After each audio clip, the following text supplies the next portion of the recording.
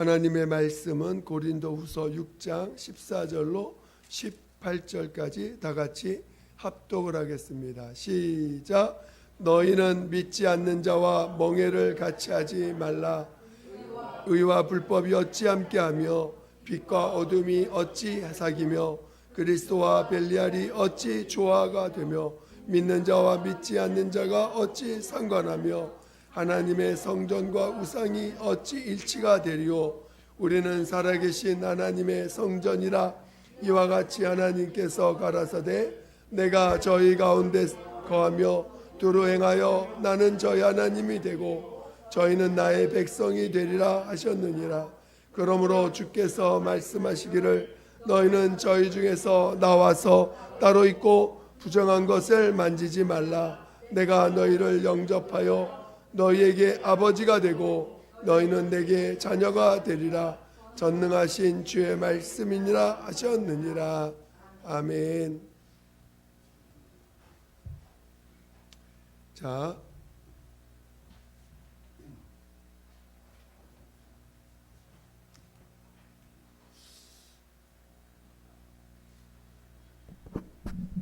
우리가 계속해서 우리가 영과 인격에 대해서 계속 이야기를 하고 있습니다. 여러분들이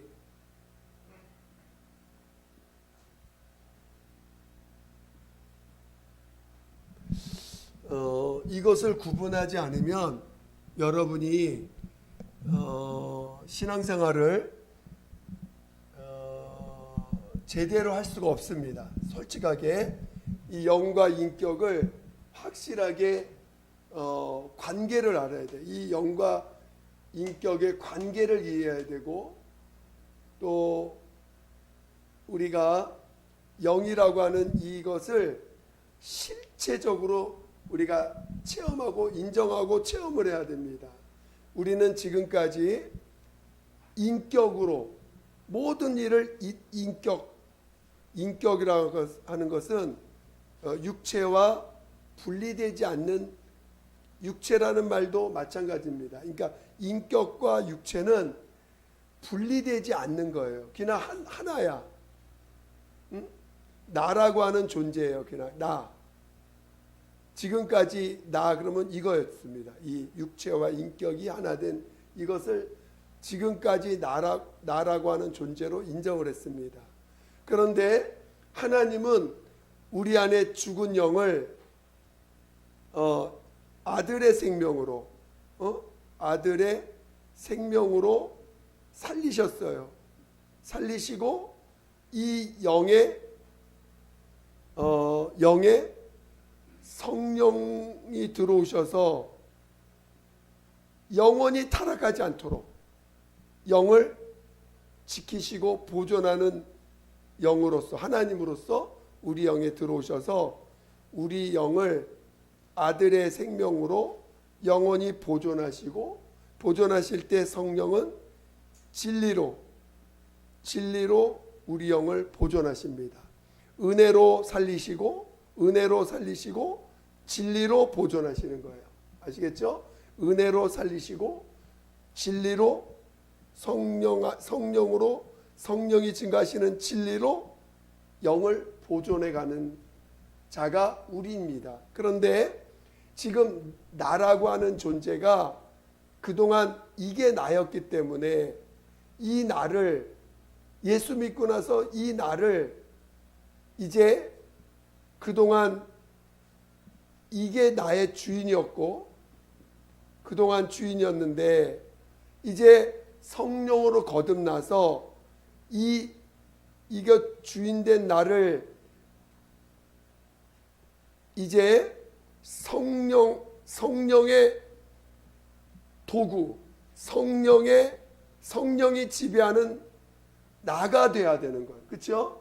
이제는 이 나가 어떤 나냐? 성령의 지배받는 나, 진리가 증거되는 나. 그러면서 물론 이 영과 성령과 진리는 분리가 되지 않습니다. 오늘 인격과 육체가 분리되지 않는 것처럼 오늘 우리 안에 거하신 성령과 진리와 영은 분리되는 게 아닙니다. 그러니까 분리되지 않는다.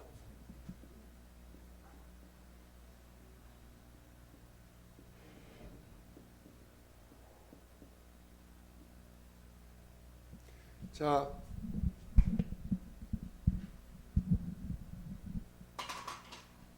그래서 분리되지 않습니다. 그래서 이 영이라는 말은 성령과 진리와 함께하는 영을 말하는 거예요. 이 영이 이 인격이 지배하는 이 육체를 지배할 줄 알아야 돼요. 그게 신앙입니다. 그동안 우리는 이 인격이 지배하는 나를 여전히, 그러면 세상 사람들은 어떤 사람이냐?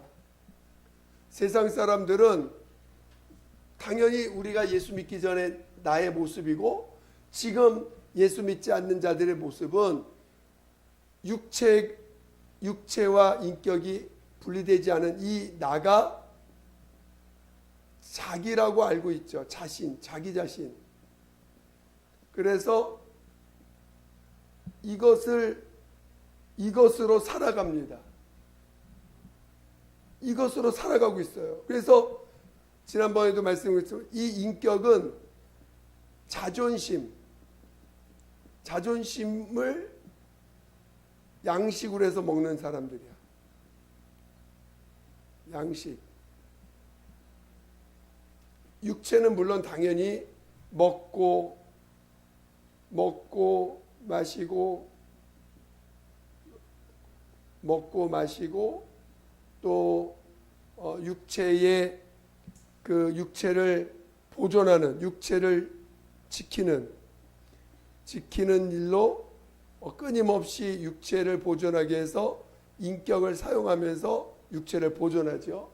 육체가 깨지면 인격도 없어지니까 어찌하든지 이 옛사람은 육체를 보존해 가는 방향으로 인격을 사용합니다. 그래서 자기를 지켜나가죠. 그리고 또 인격 자체는 자존심이라는 것을 가지고 자기를 지키려고 몸부림을 칩니다. 그래서 이제 우리가 여태까지 이 인격과 영을 혼용하고 살아왔어요. 영인지 인격인지 구분하지 못하고 우리 자신들이 살아왔습니다. 예수 믿고도 여전히 이 인격이 대단히 중요해. 나에게 있어서 내 인격이 어떤 대우를 받느냐가 대단히 중요해. 그렇게 살아왔어요. 영의 관심보다. 영은 그냥 있다고 하니까 있는 거야. 영이라는 존재에 대해서 관념적이에요. 여전히 예수 믿는 우리들 영에 대해서 관념적입니다. 근데 이 영을 실상으로 믿어야 돼요. 영이 나라고 하는 실상으로 체험해야 돼요. 안 그러면 신앙의 길이 아닌 여전히 종교 생활을 합니다. 예수를 믿어도 이 인격을 보존하고 지키는 일에 자기를 사용하기 때문에 그것이 종교 생활이 될 수밖에 없습니다. 오늘 본문을 보면 본문의 내용이 뭐죠? 자, 믿는 자와 믿지 않는 자가 어떻게 멍에를 같이 할 수 있냐? 자, 믿는 자, 오늘 오전 예배의 말씀을 좀 더 구체적으로 설명하려고 하는 것도 있어요. 자, 믿는 자라는 거예요. 믿는 자. 믿는 자는 어떤 자예요? 믿는 자라는 건 뭐예요? 자, 나는 죄인입니다. 나는 인격으로 사는 나, 육체가 주인되어 사는 나는 죄인입니다. 그리고 침례를 통해서 이제 나는 내가 주인이었다는 것을 장사 지내고 예수가 주인 되었음을 시인합니다. 그렇죠? 그리고 이제 나는 내 의지로 사는 자가 아니라 의지와 감정과 지식, 이런 지적인 활동과 내 의지적 활동과 내 감정적 그런 활동으로 사는 자가 아니라 성령이 다스리는, 성령의 다스림을 받는 자입니다라고, 성령의 이끌림 받겠습니다, 성령의 이끌림 받는 자로 살겠다고 고백하는 것이 믿는 자입니다. 그렇죠? 그러면 이 믿는 자와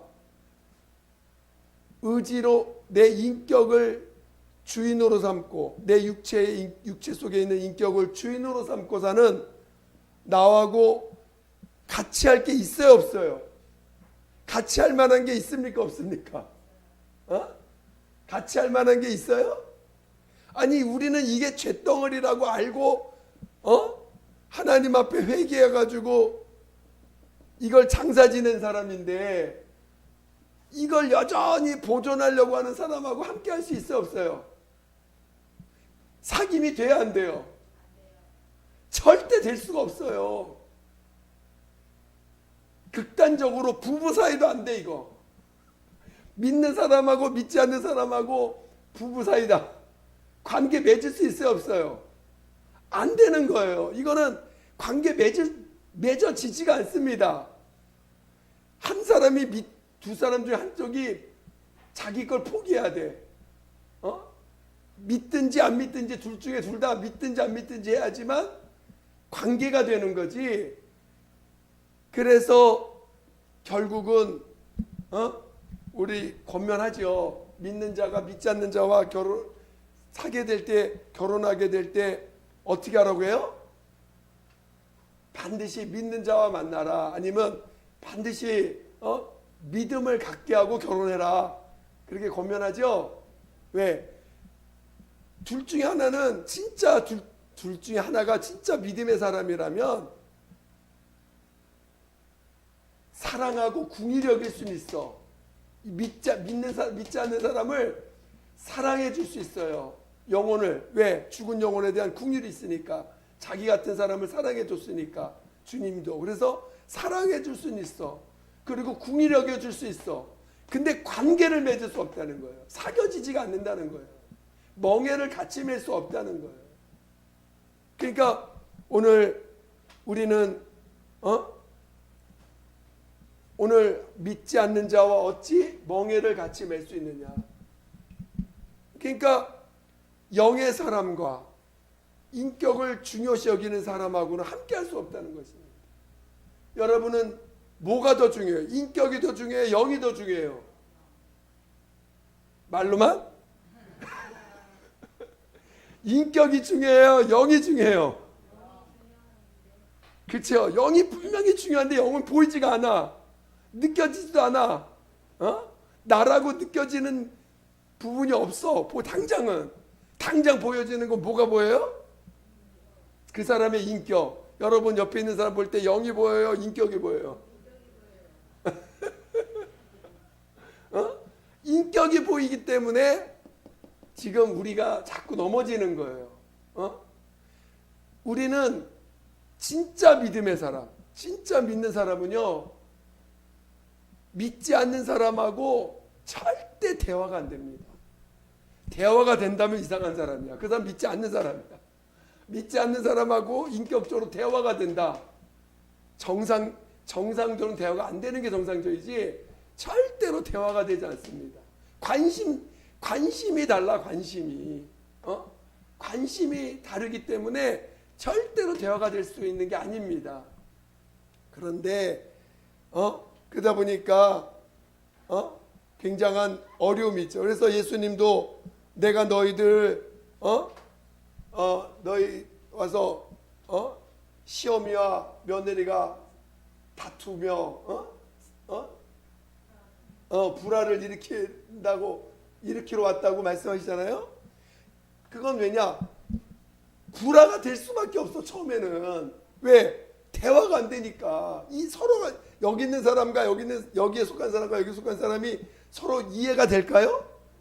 절대 이 사람은 이 사람을 이해 못해. 이 사람은 이 사람을 이해 못하고 여기에 속한 사람은 이 사람을 이해는 하지만 함께 할 수가 없어. 절대로 함께 할 수가 없어. 그래서 결국은 믿음의 사람으로 되든지, 그래서 결국은 우리 주님이 우리와 대화가 되겠어 안 되겠어요? 대화가 안 되죠? 우리 요한복음 4장 한번 볼까요?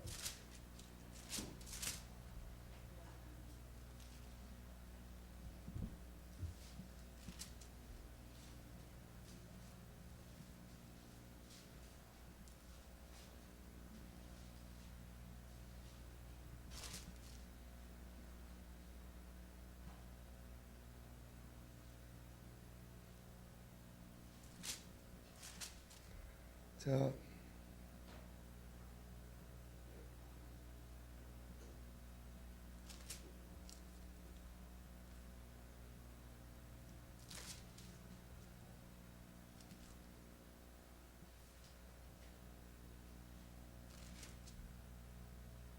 요한복음 2장입니다. 요한복음 2장.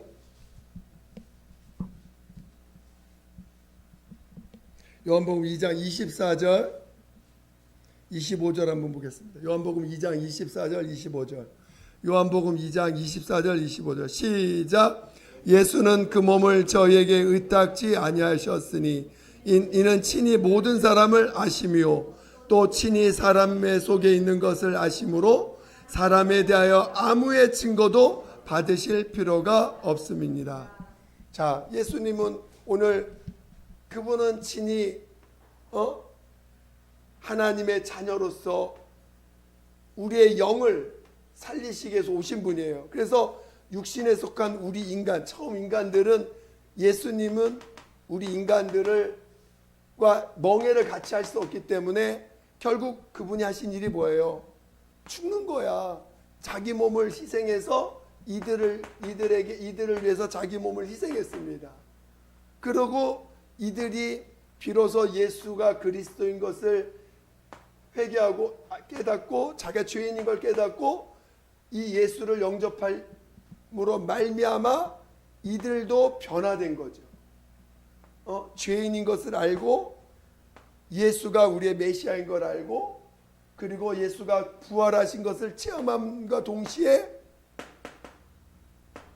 성령으로 거듭나고 나니까 비로소 예수와 친구가 되고 제자가 되고 친구가 될 수 있었던 것입니다.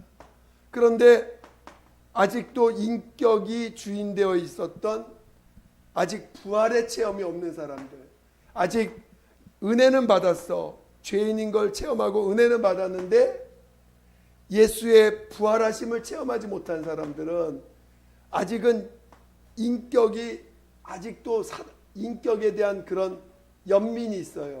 아직도. 왜? 이거를 버리면 죽는 것 같거든. 이거를 내려놓으면 자기는 자존심이 죽는 거기 때문에 죽는 것 같아요. 그래서 어떤 상황까지는 내려놓지 못해.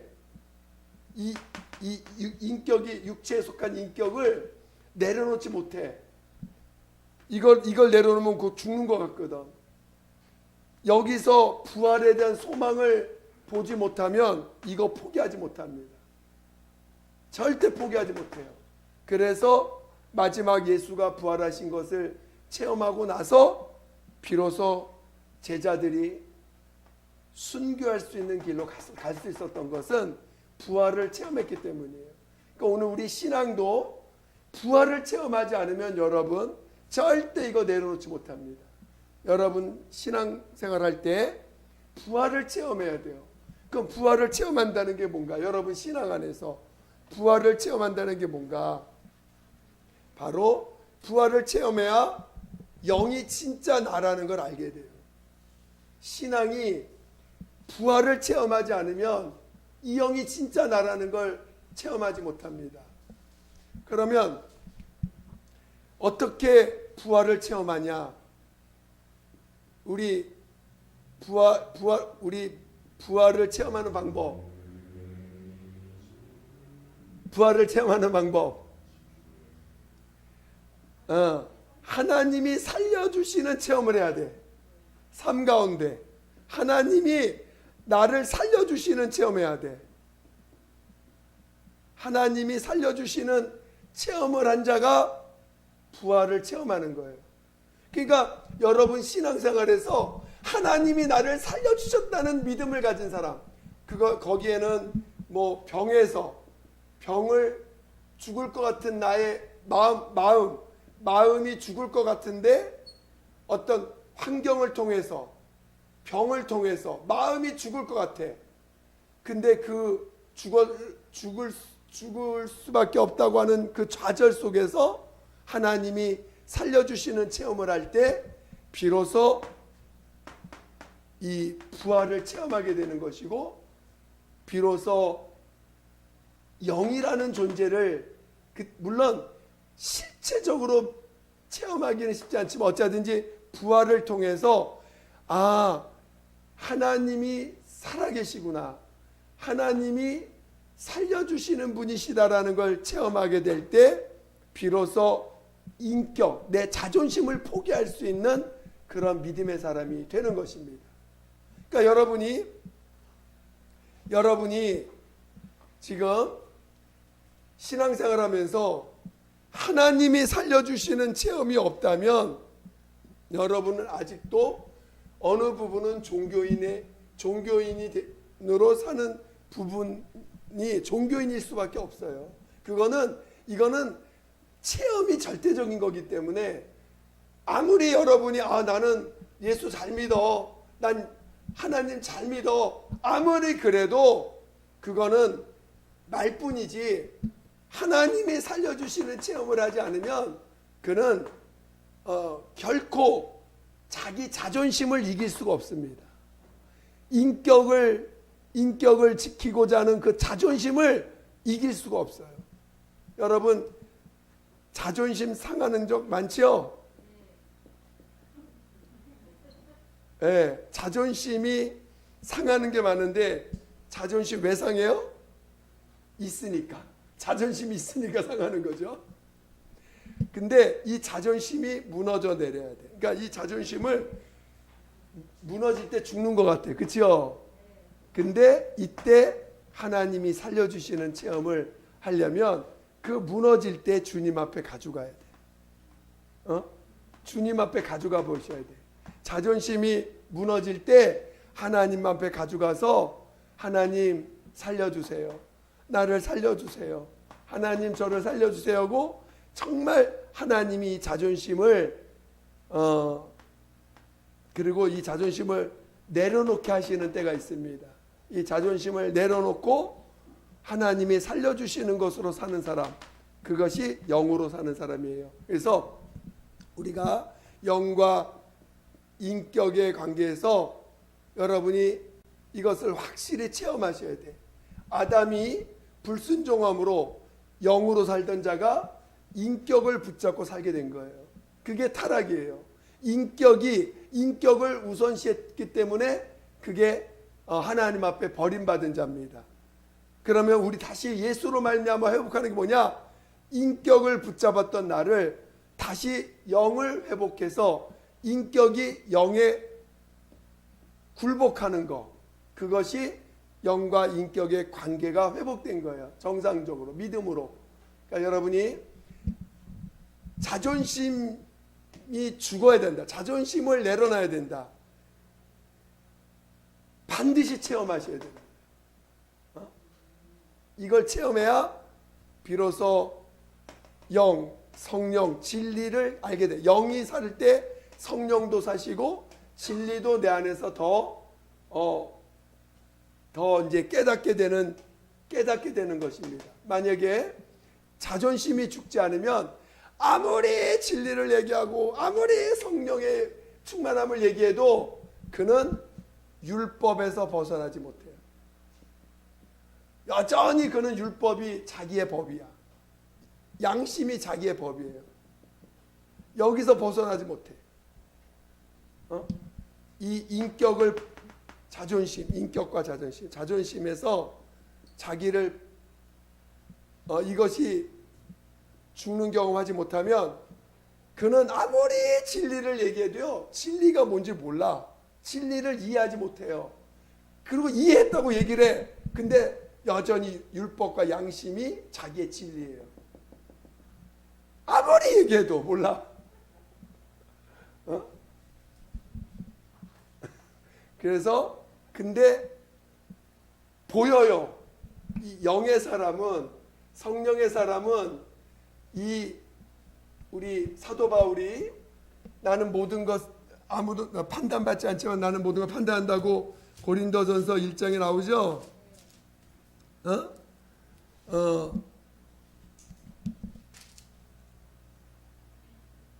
네, 고린도전서 1장에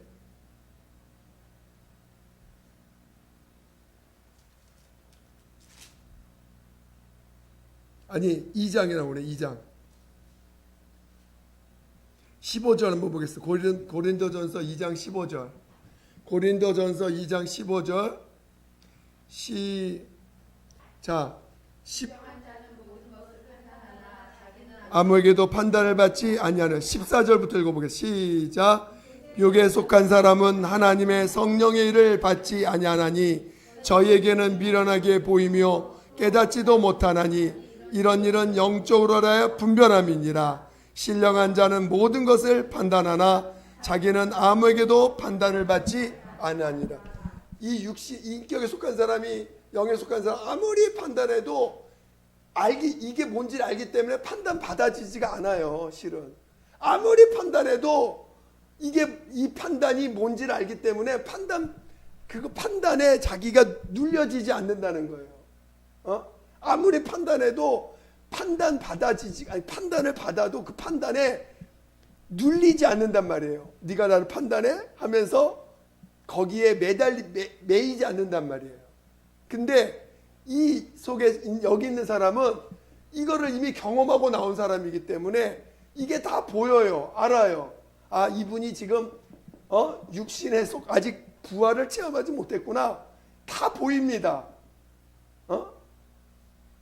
다 보여요. 신령한 자는 모든 것을 판단하나 자기는 아무에게도 판단을 받지 않는다.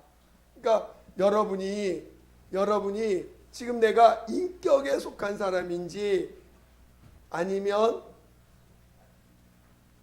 하나님의 살리심을 사모하며 부활의 신앙으로 살고 있는지를 본인이 잘 깨닫고 지금 내가 인격, 다른 말로 자존심,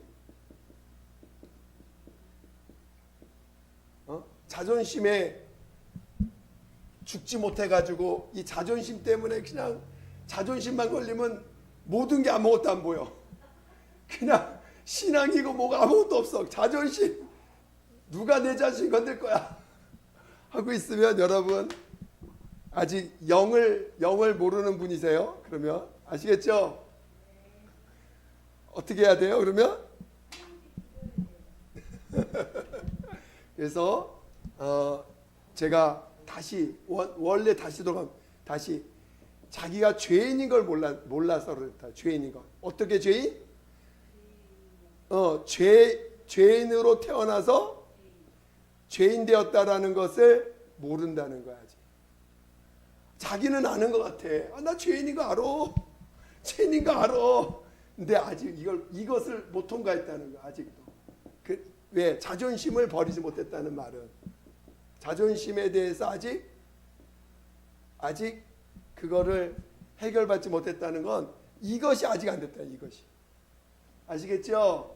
여러분이 지금 내가 많이 고침을 받고 많이 이 땅의 많이 해결을 받았다 할지라도 본질이 죄인이라는 걸 이해하지 못하면 영의 사람이 되지 못하는 거예요. 아직도. 그러면 그는 부활의 신앙이 뭔지 몰라요. 부활의 신앙이 뭔지 몰라. 그러면 결국은 영은 성령 받았으니까 어쩌면 영은 구원받을 수 있어요. 그러나 열매가 없어요. 신앙의 열매가 없어요. 그리고 하나님의 살려주심에 대한 체험보다 내가 극복하는 사람, 내가 해결하고 내가 극복하려고 하는 것이 더 많아.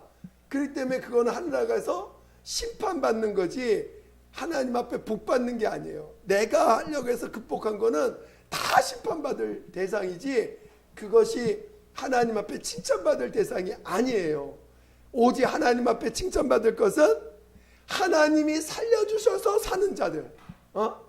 내가 살려고 해서 사는 게 아니라 하나님이 나를 신원해 주시고 하나님이 나를 살려주시고 하나님이 나를 이끌어 주시는 삶을 살아간 그 결과만 하늘나라에서 열매가 되고 면류관이 되는 것입니다. 이해가 되세요? 그러면 여러분들이 자존심 상하는 일이 생길 때 하나님이 나를 지금 양육하시고 계시는구나.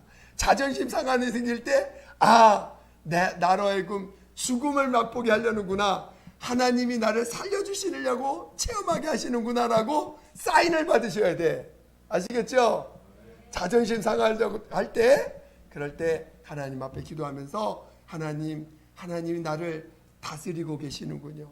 내 자존심이 죽고 예수가 사는 그 길을 나 가게 해달라고, 내가 자존심 부리지 않게 해달라고, 내려놓게 해달라고, 정말 내려놓게 해달라고. 나의 자존심 상하는 자가 영적으로는 스승이 결국 그를 통해서 하나님이 나를 지금 건들고 있는 거니까 하나님 저를 무시하지 말고 저를 통해서 나를 다스리는 분이니까 내가 저런에 시험 들지 않고 오히려 하나님 저를 축복하게 해달라고, 그리고 저를 통해서 내가 내 자존심 죽는 과정 거치는 거니까 하나님 인도해달라고 기도하시면 됩니다. 아시겠죠?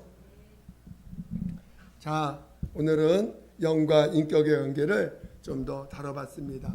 지금 함께 기도하겠습니다. 기도할 때 정말 하나님 나를 영에 속한 사람, 영의 사람, 영이 주인된 자, 성령에 이끌림 받는 그런 주인된 자로 살게 해달라고, 인격에 매달려 있던 나를 영으로 살게 해달라고 예수 한번 부르고 기도하겠습니다. 예수여, 하나님 아버지, 우리 모두를 성령으로 인도하사 이제 인격의 매인 자가 아니라 영으로 사는 자, 영으로 사는 자, 영으로 사는 자, 성령이 이끌림 받는 자, 진리로 이끌림 받는 자 되게 도와주시옵소서. 자존심을 상하게 하는 자가 바로 하나님이 그를 통해서 나를 연단하시는 도구인 것을 보게 도와주시고, 하나님 이제 자존심이 내려놔지기를 하나님 원하시는 때인 것을 보게 도와주시고, 하나님 정말 나를 낮춰주시옵소서.